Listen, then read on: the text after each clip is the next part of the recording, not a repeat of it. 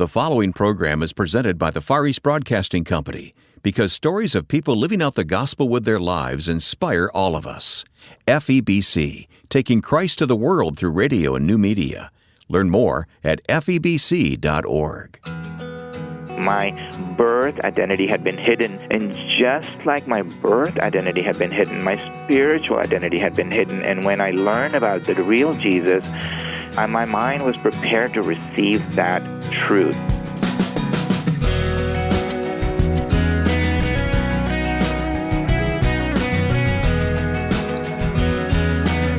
Originally from Pakistan, our guest talks about his life as an immigrant, but more importantly, his life as a Christian. Welcome to First Person. I'm Wayne Shepherd, and in a moment you'll meet Ali Master, the author of Beyond the Golden Door. The testimony you'll hear today and hundreds of others are available on our website, firstpersoninterview.com. Together, they tell quite a story of God at work in people's lives. And if you'd like to download one or a dozen interviews to listen to at your convenience, use our smartphone app available free of charge in your app store. Just look for First Person Interview. Before we turn to our guest, please say thanks to the Far East Broadcasting Company for making First Person possible by visiting the website febc.org and praying for this international radio ministry. FEBC is taking Christ to the world through radio and new media, and you can learn more at febc.org. Our guest, Ali Master, is a successful businessman coming from Pakistan but living in the U.S. now for many years. As a Christian convert from Islam, he's actively involved in his church and other ministries and has quite a story to tell. Well, thanks, Wayne. Currently still wearing multiple hats. I am very involved with my church. I'm an elder and a chairman of our elder board at Lake City's Community Church, which is a small church in Rowlett, Texas. And so just trying to fulfill that responsibility. I'm also a partner with Ernst & Young. I'm a managing partner, one of the leaders here. So I have a big group that I manage. So I interact with a lot of people in the business environment.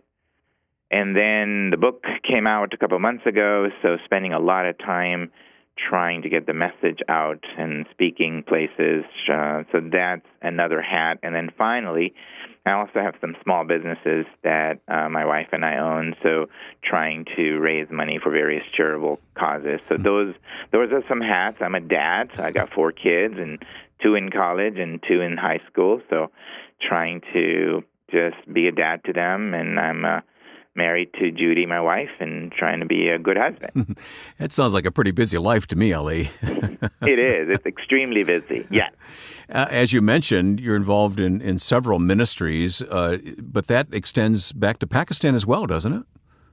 Yes. So I've been on the board of this ministry called Harvest Field Corners, and that ministry is in Colorado Springs, and they focus on starting small, micro-enterprise, small businesses for Christians in Pakistan, because Christians are, the lowest of the low in terms of economic ladder in Pakistan. So I've been involved in that, and I have a lot of family, of course, in Pakistan and even the States that are Muslims. So just loving them and spending time with them is an important part of that as well.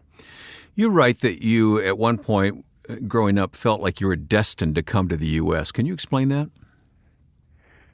Yeah, that sounds kind of dramatic, but I just felt like God had always made me more individualistic. Muslim society is very collective, and they think as a group, but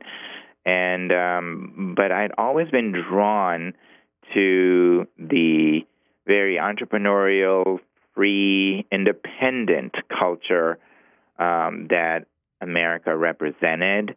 And also I had some cousins that had gone to school in the States, and I looked up to them. That's sort of what I mean by that. And as more people learn about my story, there's some things that also happened in my life that enabled me to come to the States. For example, my dad worked for an affiliate of General Electric, so I had some Americans that would come visit. So I'd been exposed to the American culture a little bit, even growing up in Pakistan. Mm-hmm. When did Christ enter the picture for you? This is quite a dramatic conversion from the Muslim culture and faith to Christianity. When did that happen for you? It is. So I grew up as a Shia Muslim in Pakistan. Never dreamed I'd be here speaking to anyone about my coming to know Christ. I thought I was a good old Shia Muslim boy. My mom was very strong in her faith. My dad was moderate. I came to know Christ in the States. So I came here in the mid-'80s to go to school, college. And sometime in my early few years later, I was a Christian. So a few years into my journey in the States, I became a believer through the testimony and friendship and relationship of American friends here, especially a girl that was the first true Christian I ran into, and she shared about Jesus with me, and then I eventually got a Bible, and that, man, there's a lot of twists and turns that the book talks about, but it was here in America that I met Jesus. Okay.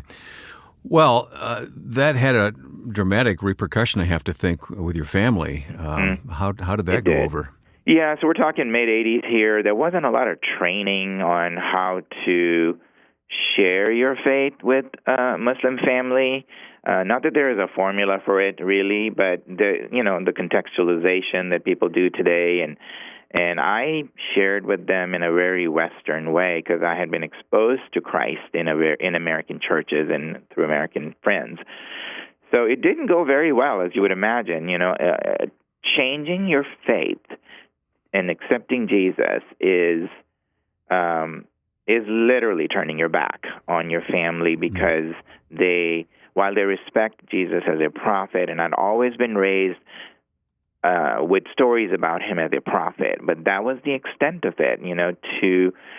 To believe in Jesus is literally turning your back and committing apostasy. And so my parents, thankfully, the persecution I faced was not so much physical; it was very much emotional. And I did go back home, Wayne, to tell them about what had happened. And so it was very difficult. I was a short-term missionary in Pakistan for a whole summer, telling my whole family, and it was lots of tears and psychiatric wards doing tests to see if I truly believed what I did or was I voodooed and brainwashed. Is that right? But they didn't reject you completely?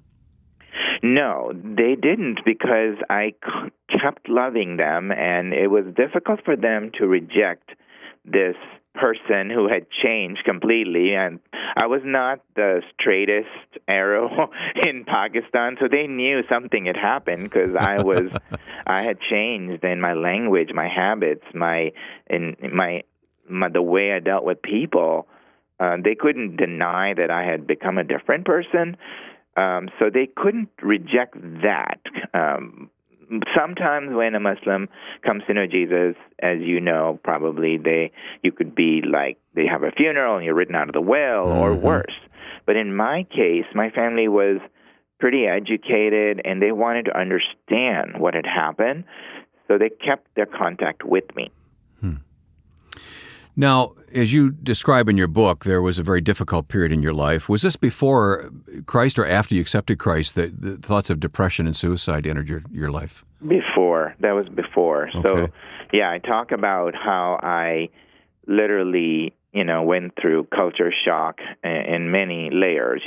You one moment you are this normal person with a family, and you had a lot of luxury in Pakistan. My dad did pretty well, so we had lots of comforts.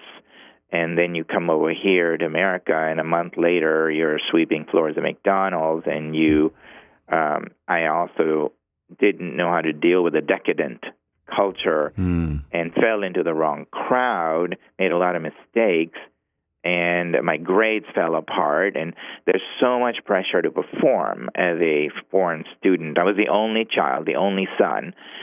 And so, yeah, that led to a very downward spiral, and it did lead to some suicidal situations, unfortunately. But God had a plan.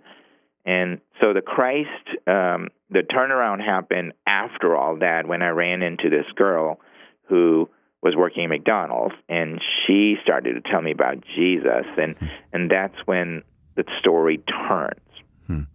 It is a remarkable story. It's told in your book, Beyond the Golden Door, and we'll put information about it at our website, firstpersoninterview.com.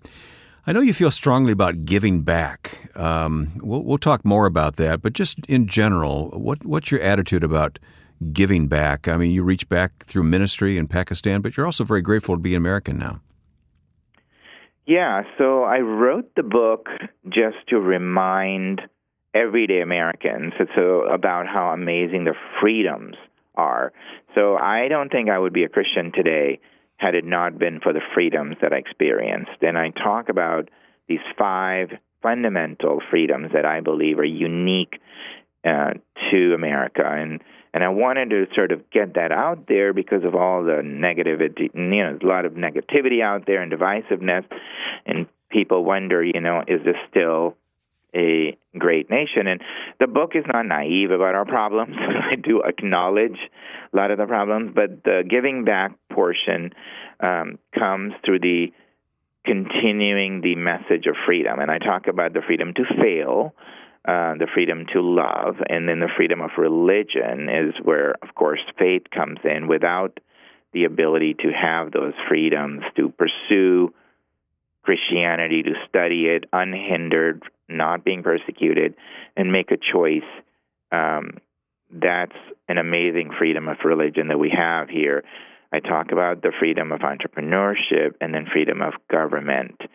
And so the giving back portion is to really not just give financially to charities and ministries that advance those causes, whether it's the freedom of religion or helping people that are being persecuted. It's also helping people maybe start their own freedom in terms of entrepreneurship or encouraging giving back in terms of being involved in the community. And, we have such a privilege here to be part of the government if you wanted to participate. Our first-person guest is Ali Master. His book is Beyond the Golden Door. We'll continue the conversation in a moment. When I first heard the good news on FEBC station, I tried praying to Jesus for the first time. Life is difficult, but Christ is helping me see things differently. The Far East Broadcasting Company receives millions of responses each year from grateful listeners. FEBC is dedicated to taking Christ to the world through radio and new media. To learn more, please visit febc.org. That's febc.org. The Far East Broadcasting Company, until all have heard. My guest is Ali Master. Ali is the author of Beyond the Golden Door, Seeing the American Dream Through an Immigrant's Eyes. And just before our break, you were talking about the freedoms that you outline in your book, the freedom to fail, the freedom to love, freedom of religion, freedom to build, freedom of self-governance. Do Americans take this for granted? I mean, you look at this from a different vantage point than most of us, I think, Ali. Yes, that is exactly right, Wayne. So I feel even my 4 kids who've grown up over here and being a partner at Ernst & Young, you can give them many, blessings of comfort, and even they have to be reminded, look, this is not something you should take for granted. So yes, I think unless you've experienced the lack of freedom, it's difficult to appreciate what we have, especially, again, with all the negative comments around the world these days. You forget what a unique and special place there is and why there are lines around the world trying to get here still. So absolutely, people take it for granted, and that's why I wrote the book, to remind them why they shouldn't. Very interesting. I want to take you back to earlier in your life when you were in Pakistan. I think you were in Pakistan at age 15 when this happened. Your uncle died in an accident. Can you tell me that story? Yes, that's a very important point in my life. So I came to the States right before I turned 19. And so I had been raised, when I talk about my parents, those are my aunt and uncle, okay? They are my parents because my birth mom died giving birth to me. And my birth dad chose to give me to his sister. So I am adopted by my aunt and uncle, but Pakistani culture, parents are very private, and they don't tell you things like, hey, you're adopted. So maybe at some point my parents were thinking it would be a right time to share. So I never interacted with my birth mom, of course, because she passed away giving birth to me. But my birth dad was a very close relationship between him and I. Little did I know that he was my birth father. Oh, you didn't know any of this. You didn't know any of this growing up. I didn't know any of this, and everybody else knew about it. The whole city knew, friends knew, and everybody had like the secret. And every once in a while, people would trip up, but that happens, and you're like, no, he's not my uncle. He's my uncle. He's not my dad. And people would just sort of go, yeah, and they sort of move on. And what happened was he had a motorbike accident. That's what you're referring to, and in the book, and he dies. And when he dies, people treat me very differently. Not like when an uncle dies. They're like treating me much more than something much more dramatic has happened. And one of my friends decides to spill the beans, and he was apparently not aware that you're not supposed to tell me. So he discloses that I was actually adopted, and that this was my birth dad that had passed away. Well, when this all came to light, did it create a bitterness? What was going on inside you? Well, I really feel like, Wayne, God used this event in multiple ways. First, it was very shocking, and I rushed to my mom, my aunt, but I'm always those are my parents. They're Sure. the ones that raised me and loved me. I understand that, believe me. They are my parents. So I rushed to my mom, and she tells me, hey, go back to sleep. It's like midnight. And I go, no, my friend told me all these details. And so she finally walks to this closet and picks up a photo album and starts walking me through these pictures, and these are wedding pictures. And there's my uncle, and he's married to this other woman that I didn't even know about, and she's like, that's your mom. So it shook me up a lot.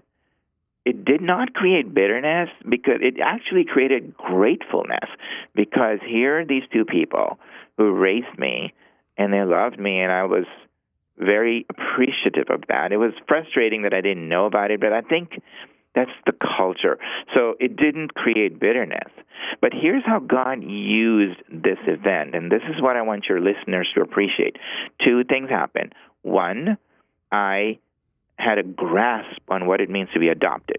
See, adoption is not an Islamic concept. You don't have any such thing as a legal adoption. So I knew what it meant years down the road to be adopted by God and to be a child of God. And the second thing I feel God used me was a secret that had been kept from me, truth that was hidden. My birth identity had been hidden from me. And just like my birth identity had been hidden, my spiritual identity had been hidden. And when I learned about the real Jesus, my mind was prepared to receive that truth, that, because in the past, something major had been hidden from me that I discovered turned out to be true. Very interesting. I want to switch gears, Ali. We live in a multicultural country, and we have many adherents of the Muslim faith, people living among us. You understand the Muslim community. You were once a part of it. Help us with our neighbors. Help us know how to relate, how to share Christ, what attitudes we need to have. Just help us think through that, if you would. Sure. I think it's a great question, and I talk about, some of how I felt at that time. And I think for starters, listeners need to realize that most Muslims, they truly don't want to hurt America, and they're not all waking up every day that way. So the fear, we need to set that aside and really, let God deal with that, and to put on, you have this armor of faith, and put that on and be prepared to love. So not be afraid. They're not all trying to, hurt America. And number two, to remember it's a relationship. So for me, it's not like you walk up and you go through these 4 spiritual laws or anything like that. I mean, I think they're trained with a lot of misconceptions. I had a lot of stereotypes. So building the relationship is very important. Hospitality is super important. To don't meet at a restaurant or something. Meet at your home. Invite them into their home. Many Muslims are wondering what it's like to be in an American home, especially students that never get to experience that. And so hospitality is crucial. And if you're going to invite them, be aware of their food habits, like they have to eat halal food, and it's totally fine, to, if you welcome them, be aware of that. Go get food that is halal. And try to build that relationship, and then open the door with prayer. I think Muslims love prayer. They pray 5 times a day on their own, but they believe in a prayerful, person. And you never have to worry about convincing a Muslim of the existence of God, because they believe they follow the God of Abraham. And there's so many stories in their own culture that lead to the gospel, that you can, once you build that relationship, ultimately you're going to realize there are a lot of stereotypes. Like, I believe the Trinity was totally like Father, Son, and Mary, and there was an inappropriate relationship. I mean, there's so many misconceptions about that you can slowly build that relationship, but it starts there. And get a Bible into their hands someday. Most Muslims don't speak Arabic, right? Like, I was in Pakistan. Majority of the Muslim countries are not Arab-speaking, which is a misconception. Mm-hmm. So they don't understand even their own books sometimes. So getting the Word of God in their hand is very important. Mm-hmm. And it takes a long time. But those are some pointers I would give. Very helpful. To anyone. Very helpful indeed. What is your prayer now that you've written your book and told your story and challenged us not to take America for granted and to talk about faith in Christ? What's your prayer for this book? Well, it's a great question. This morning I was just talking to God, and when you write your first book, sometimes you can get very narcissistic and just obsessed with it and checking how it's doing. And I want to turn it over to God and let Him get His message into the hands of the few or the many that He has already selected. And so obviously I would like to get the book into as many hands, but I want His name to be praised through it and to really fix my own perspective that it's about Him and not me. Also, as people read the book, they should realize it's not just about my journey. I sort of help the reader go, where am I in my own journey? Because I really talk about a sovereign God who orchestrates events. In my case, my adoption, my birth, and somehow getting me to America and letting me run into this girl. That's what I want people to get out. Our guest has been Ali Master. His book is titled Beyond the Golden Door, Seeing the American Dream Through an Immigrant's Eyes. And you'll find links to the book at firstpersoninterview.com. As always, I'd like to thank the Far East Broadcasting Company for making this program possible through their support. One of the countries where FEBC has a presence is Pakistan, where Ali started his life. FEBC believes in the power of the gospel to change people's lives and loves to have stories told of followers of Christ making a difference for the kingdom of God. To hear some of FEBC's own stories of listeners whose lives are being changed by Christ, please visit febc.org. You'll learn how to pray for countries like Pakistan and many others. Again, go to febc.org. And download our free app to listen to First Person. Search for First Person Interview in your app store. Now, with thanks to my friend and producer Joe Carlson, I'm Wayne Shepherd. Join us next time for First Person.